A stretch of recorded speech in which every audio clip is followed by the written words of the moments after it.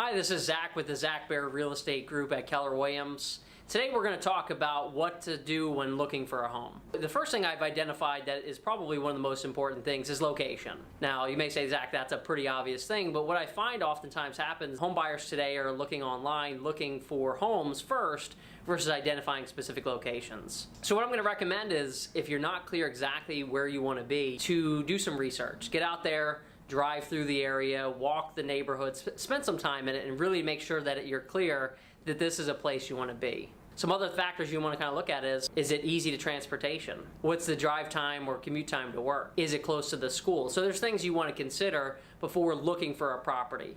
My recommendation is get clear and fall in love with the location before falling in love with a house. The second thing I'm going to recommend is deciding do you want something that's move-in ready, or are you looking for something that's more a fixer-upper? So with the move-in ready home, there's obviously benefits that if you're a busier person, you're not really handy, you get to be in a property that's really nice and probably won't need work for quite some time.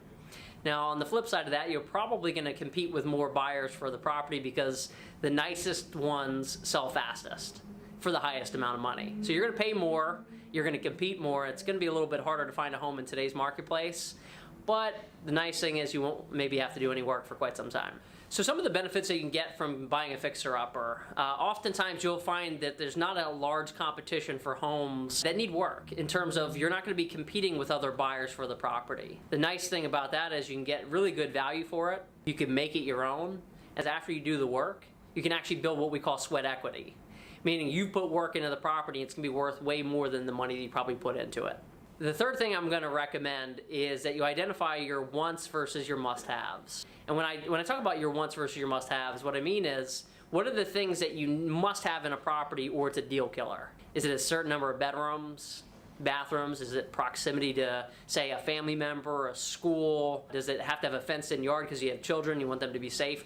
Identify what are deal killers in the process, and have a little bit more fun by identifying what would be the added plus. Maybe the finished basement isn't a deal killer, but it'd be nice to have.